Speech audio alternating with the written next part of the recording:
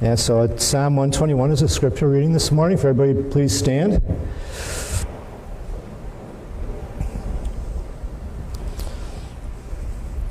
I lift up my eyes to the hills. From where does my help come? My help comes from the Lord, who made heaven and earth. He will not let your foot be moved. He who keeps you will not slumber. Behold, he who keeps Israel will neither slumber nor sleep. The Lord is your keeper. The Lord is your shade on your right hand. The sun shall not strike you by day, nor the moon by night. The Lord will keep you from all evil, and he will keep your life. The Lord will keep your going and your coming, and from this time forth and forevermore. Amen. Please have a seat. I was once told that no matter how rich or poor you are, in order to see America at least once in your lifetime, you need to take a ride on a Greyhound bus. Who has taken a ride on a Greyhound bus? All right, so about half, a third of you. Well, I took up that challenge, I took up that advice back in college. I was a dirt broke college student, and one spring break came around, I had nothing to do, and my friend called me up from Florida. Said, Justin, if you can get from Pennsylvania to Florida, you can stay with me this week. We'll go to the beach, we'll have a great time. Thought that sounded great, but I didn't have a car, and I didn't have enough money for an airplane, so that really left me with only one resort, which was that big old Greyhound bus. And back then, they had those incredible deals. You remember that, like $29. We'll round trip anywhere in the U.S. We'll drive you to Hawaii. $29. You know, hop on a Greyhound. I said, that's great. That's what I want to do, right? So I got my $29 ticket, and I jumped on that bus. And what would have probably have been a 13-hour car ride ended up being 27 hours. As we went through every podunk small town in America on our way down to Florida. You do get to see America from a Greyhound bus. And I felt like that was like a pilgrimage. I was going on this great, I couldn't wait to get to Florida. I mean, those seats are kind of cramped, they don't recline. There's a toilet in the back, I don't recommend going back there. But that first night, when of course we're sleeping on the bus, so that the night falls, we stop in a town, and on this bus comes this giant, burly guy, beard, tattoos, muscles in places I didn't know they had muscles. And of course he sat right next to me, and he goes, "Hey, my name's Tim. Just got out of prison. Going home to see my old lady." And then Prison Tim promptly fell asleep on my shoulder. I did not sleep that night because I was terrified if I did, Prison Tim would kill me or maybe drown me in his drool. So I just was kind of like this little, I was seeing America, all right, thanks for that advice. But obviously I survived the pilgrimage. I made it there, I made it back. I'm sure you've experienced a pilgrimage once or twice in your life. A really long journey, a journey full of hardships, maybe just a really long stretch, or a journey that had a lot of obstacles in the way of you getting to your destination. When we look at Psalm 121 today, this is the Psalm of the pilgrim, the Psalm of the pilgrimage. And I'm not talking about a ride on a Greyhound bus or even a foot journey across ancient Israel. But the pilgrimage here that we read of in Psalm 121, it's the journey of our lives as a follower of God, of Jesus Christ, the journey that we go on between here and our reward in heaven. This is all about that journey. But between here and there, before we get to Jesus, we've got obstacles, we've got difficulties, we've got setbacks that push us down. And sometimes we don't know how we're going to make it. How am I going to complete this journey? Finish the race, as Paul said. How am I going to get there? I think that's why God gave us Psalm 121, because he gives us some very practical, useful, encouraging advice here to get through this pilgrimage. So Psalm 121 opens, the author here, he's kind of traveling down this road, and what does he see ahead of him? That first famous line, he sees what? Hills. He goes, I see hills ahead of me, in front of me. And we might misinterpret this line and think, wow, he's just doing some sightseeing, right? That's what we do. When we think we're driving along. We moved here a couple years ago, and one of my new favorite things to do in Western New York is to take car rides in the fall. I love getting out into the country because we got hills out there. I don't know if you've seen that. There are hills, beautiful hills, and I love cresting a hill and then seeing all the foliage, all the hills in front of us. It's just gorgeous. It's beautiful. We love taking those trips. That's not what this guy is doing here in Psalm 121. He doesn't see those hills ahead of him and go, wow, God, those are some beautiful hills. He goes, oh man, I've got to cross those things. He looks at it from the perspective of a foot traveler and goes, those hills are obstacles. They're tough. I got to walk uphill. And in those hills might be anything. There might be bandits. There might be wild dogs. I don't know what's in those hills, but I'm kind of scared of it. It's going to be hard. The author wants to see nothing but a flat, level road between him and Jerusalem. That's what he wants to see. But instead, he sees hills. He sees this obstacle. And then he lists all these additional perils. It's a short psalm, but he manages to pack a few more in here. He says in verse 3, there's a danger of your foot slipping off the path. He says in verse 6, there's a danger of heat stroke from the blazing sun if you've been outside. People ask me, why is the lights off today? I said, well, we don't need it any warmer in here than we have to be. I think you got that sun on, the light on, it gets hot. And he's saying there might be that blazing sun just beating down on my head. That's a danger. And then in verse 7, it says all kinds of evil might be out there. There's a lot of obstacles, a lot of dangers for the person who's journeying through this life. I was reminded of this because a week ago I read a story in the news. I don't know if you saw this, but there was a 16-year-old girl who was a climber. She's over in France, and she had medals under her belt. She was very accomplished, and in fact, she wasn't even climbing. She was walking at the top of a ridge with some friends, and her foot slipped, and she fell, and she died.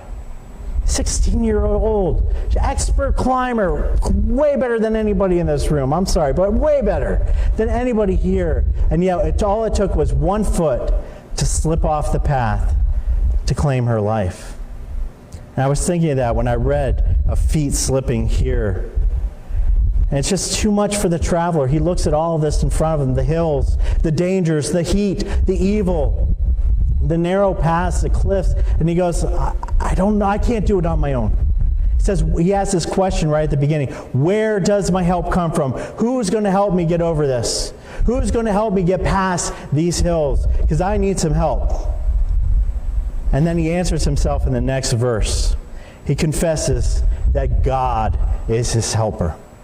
He can't do it alone. I think a lot of us think we can do it alone, but he can't and we can't. And he says, I need God to be my helper.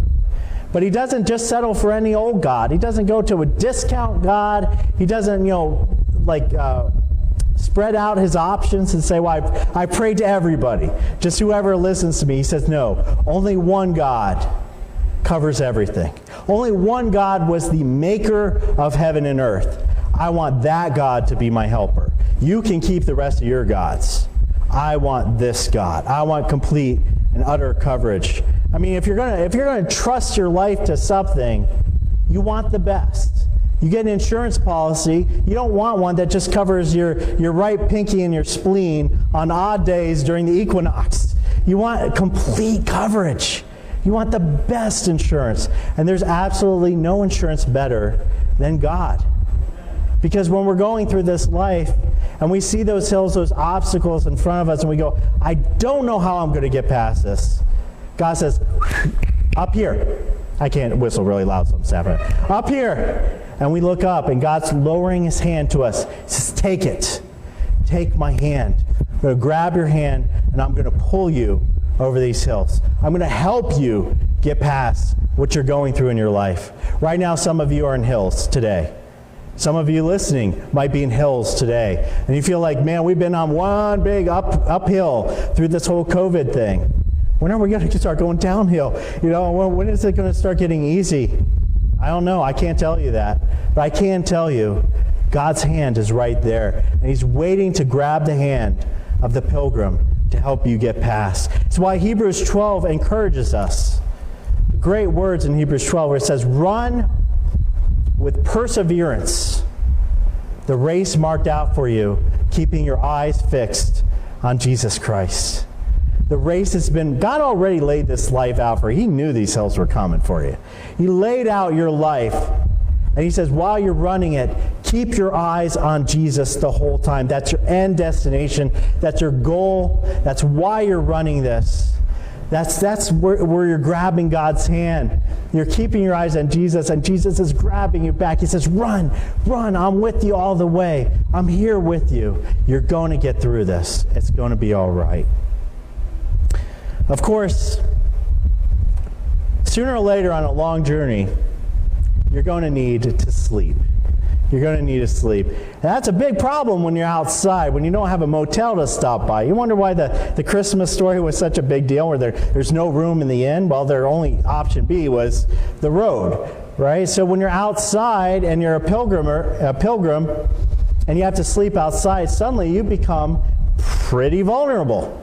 You become a tasty little burrito wrapped up in a blanket for whatever happens to wander by and needs a meal. Or maybe a bandit comes by and wants to rob you for everything you are. I know some of us, or maybe you're on a Greyhound bus, Prison Tim comes inside, and you're vulnerable to that. I know some of us, we talk big. And we put up this big facade in our life. I'm tough. I can handle anything. I'm the manly man. I'm a strong woman. I can handle anything in my life. But there comes a time at the end of the day when you're vulnerable. Not just sleeping, but when you're just at the end of your rope, when you're tired, when you've opened yourself up, and you can be hurt just like anybody else can be hurt. And people can come and take advantage of you. Or you can even fall and hurt yourself in your mistakes and in your sin. And you're vulnerable to that. I've never once met somebody who wasn't vulnerable to sin. Now, the deist would say, if you ever bump into a deist would say that you're on your own in this life. Now, a deist is a person who believes that there is a God, that God created the whole universe, but after that said, well, my job's done. I'm out of here. And God went somewhere else. I don't know, Delaware. I don't have any clue where they think God went. But God went elsewhere and said, you're on your own. The universe will spin along for a while. People can deal with their own problems. But I'm not the sort of God who wants to have a personal relationship with the people I made. That's the position of a deist. Deists kind of see God as a negligent parent who had a kid and said, well, you're on your own. Figure it out yourself. Tough love. Wah-ha. I'm out of here. But that's not the God of Psalm 121. Our God is not a negligent parent. There's no negligence here. Instead, it says right here, we have a God who watches over you while you slumber. The God who watches over Israel neither slumbers nor sleeps. This is a great claim. The claim of the psalmist in Psalm 121 is that our God doesn't go to sleep on the job. He's always watching out for you 24/7. He has you in his eye because he loves you, because he does have that relationship with you. He cares about you. And so for his children, his elect, he guards every day of their life. He never loses sight of us. One of my favorite stories in the Bible is the confrontation between the prophet Elijah and the prophets of Baal. I love this story. It's such a great story. You remember that? Where they decide, well, we got proof once and for all whose God is real. Can't have this two God thing. So they go up to the top of the mountain, they make two altars, they pile it with wood and animals, and they say, okay, well, here's the test. Whoever's God lights that altar, reaches down with a big Zippo or something like that, and lights the altar, is God. And Elijah, I love how cocky he is. He's just like, you know what? You guys go first. Go ahead. I'll wait. And so Baal, the prophets of Baal, they got a whole crew out there, and they're wailing and they're crying and they cut themselves and they're doing all this stuff, and nothing happens. And Elijah says this. He goads them. He has smack talk. Best smack talk in the Bible, right here, 1 Kings 18. He says, hey guys, perhaps your God's deep in thought right now. Perhaps he's busy. Maybe he's traveling. Oh, you know what? Maybe he's sleeping. Maybe you have the kind of God that sleeps. It's not my God, but if that's the kind of God you want to worship, maybe he's sleeping right now. And then Elijah prays to our God. And instantly, the God who's not sleeping, the one true God who always guards, always watches, always ready to answer, sends down fire from heaven and consumes that altar. Answers once and for all whose God is guarding, whose God is awake. Our God has made a covenant to be our God. He's not just a covenant to be a God. He's not just a covenant to himself, but he creates us and then he goes, to my children, to my elect, to my believers, I will be your God. And as part of being that God, I will not be negligent. I will not let my guard down. I will not take my eyes off of you for a single moment. I will guard you. In fact, in John 17, Jesus prays to the Father, and he prays for you. Great words, and he says, Holy Father, protect them by the power of your name. Protect them by the power of your name. That's what God does for you.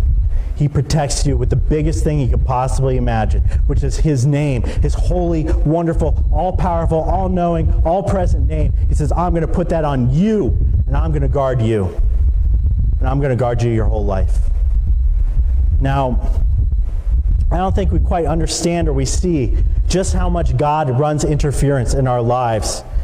Because the response probably to me saying that, maybe even some of your heads is going, well, I can give you a whole bunch of times God's messed up on the job, where I've been hurt. People around me have been hurt. We could just turn on the news.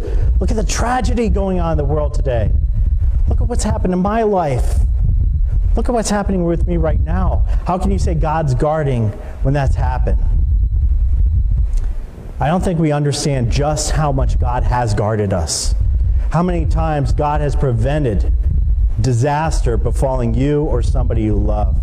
How many times God has sent somebody into your life to offer you encouragement and prayer and an answer to God of why he's letting you go through what you're going through, why this has happened in the world.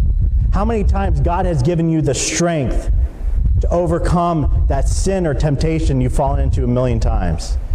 Our God's on the job. He works in mysterious ways. That's not an easy answer. I'm not going to go to that cop-out answer. But he does work in ways that we don't see. And he is always guarding, and we need to trust that. We need to start seeing the times God is visibly present in our lives. Have a confidence in a God who guards you, just as the psalmist does here. The psalmist didn't have a perfect life. He didn't have an easy life. But at the end of it, he said, my God guarded me. My God was there for me. And that's the only way we can have a life right now that's not full of anxiety. A life where we don't watch the news and we're chewing our nails off because we don't know what's going to happen tomorrow. I don't know what's going to happen tomorrow, but I know when tomorrow comes, my God's going to still be God. And he's still going to be watching over me. He's still going to be watching over you. So let's talk for just a second about what we don't read here in Psalm 121. We don't read that the second the author became a Christian or the author started following God, that God said, well, you're on my side now. I'm going to send you an air-conditioned limo, and it's going to bring you over those hills. There's some nice treats in the back. Help yourself. And I'm going to deliver you to your destination in comfort and peace without any hardship whatsoever. That's not what we see. In fact, Psalm 121 is kind of interesting because the first verse happens at the beginning of the journey, but all the other verses happen from the perspective of somebody who's completed the journey successfully. And he's looked back and he's looked at a hard road. He's looked at a road where maybe the foot did slip, where the heat did bear down, where evil was encountered. And he looks back and he says, you know what? Through all of that, my God kept me.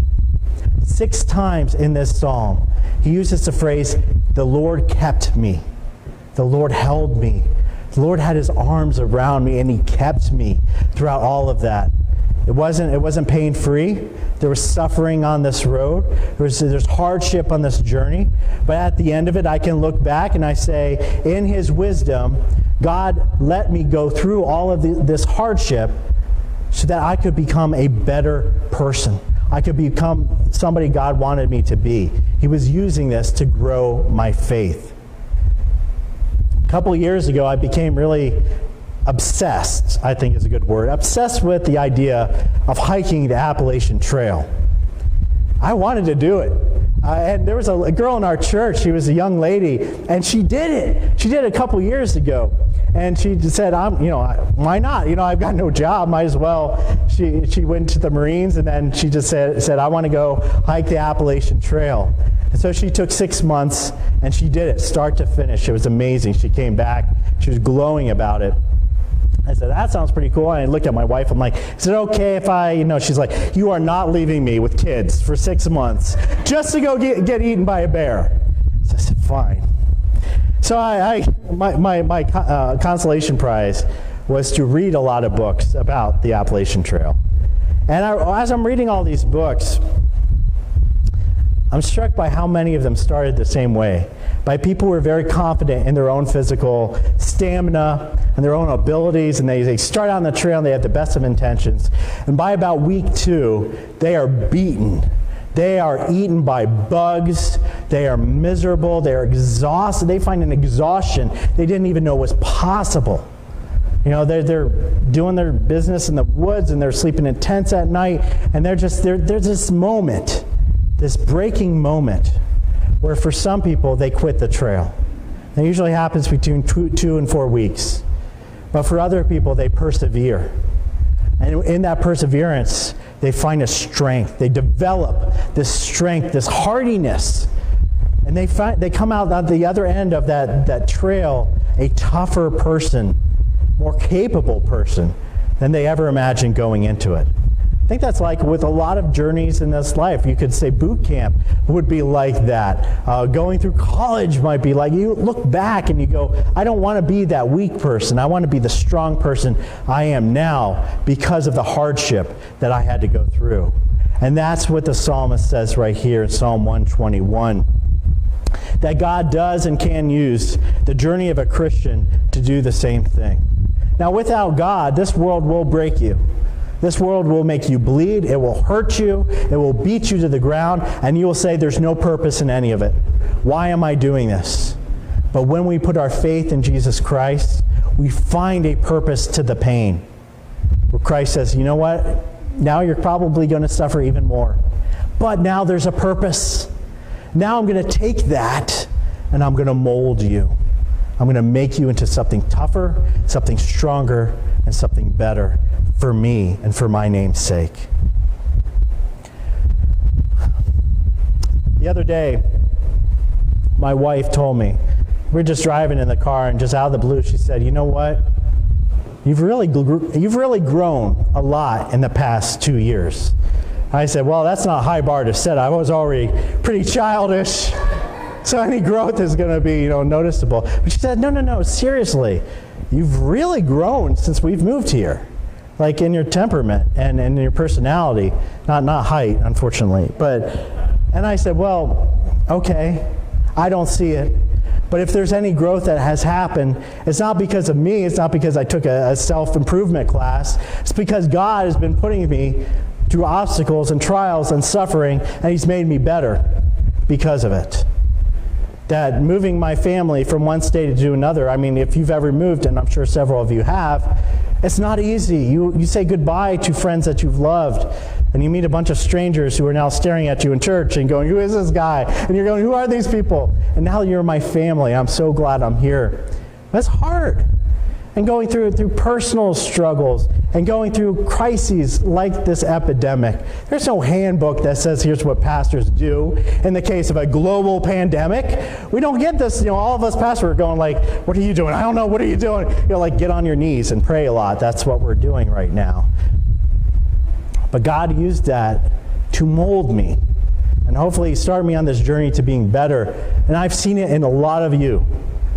I've gotten to know some of you, and I know some of the pain you guys have been going through. And I can just imagine what people haven't told me are going through. And some of these questions that they have for pastors. Why is God letting me go through this? Hardest question for a pastor to get, bar none. Why does God let good things happen or bad things happen to good people? Why does God take this person away in my life? Why does God make this pain and force me to go through this? There's a lot of answers to that. The short answer is I'm not God. I can't answer on His behalf, but I can stand up and I can say He does use all things for His purpose and His will. And He can take your pain and He can take your suffering. And instead of it being meaningless pain, He can make it meaningful. He can take it to draw other people to the gospel. When they look at you and they go, wow, how could you possibly go through what you've gone through in your life? And you turn around and say, because of Jesus Christ. Because He helped me. His hand was the hand guiding me across those hills. He was the one guarding me. And He was the one who helped me get through this. Let me tell you a bit more about Him. Sometimes people will listen to you because you've gone through pain. Then they'll listen to some wet behind the ears 20-year-old pastor who's never gone through anything. They'll listen to an authentic Christian. And that's what Psalm 121 is ultimately about. It's not about God making your life easy, not about God who's giving you prosperity if you say a certain prayer. It's about a God who grabs onto your hand and says, let's do it. Let's get through this life. Let's go one step at a time. It's going to be hard, but I'm going to be there for you. I'm going to guard you, and I'm going to bless you, and I'm going to take you, and I'm going to mold you. And at the other end of it, you're going to be so happy with what I produce in your life. Some of the strongest, toughest, most admirable Christians I know are pulling Social Security checks because they've been through it. They've been through life. Some of them, man, at 20 years old, they might have been through it already. But that's our God. He grows you. We may end up a little worse for wear, little dings in our, the warranty's gone, and we look at this vehicle that's been taking us through this pilgrimage and gone, wow, I'm sure I didn't have as much, gray hair or, hair at the beginning of it. But you look at what God has done in your life and you praise Him for it. And you go, God, thank you. Thank you for keeping me. Thank you for being there every step of the way. Now I'm ready to go into your glory. I'm ready to finish this race. Let's pray. Dear Lord, we just ask today, I ask you to fulfill the covenant you have promised to fulfill to us, to hold on to us, to guard us, to grow us. Lord, that's the only way the church can become stronger. It's the only way we can make it. And we know that you will be faithful to doing that in our lives.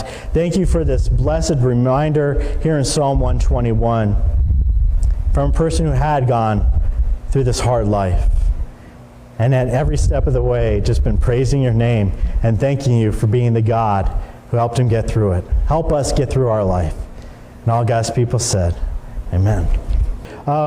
Two things before we depart. First of all, we normally would have an elder in the front to pray with. If you do need prayer, you need somebody to talk to, give us a call, give me a call, or send us an email, and we'll make sure we have somebody contact you so that you can have that attention.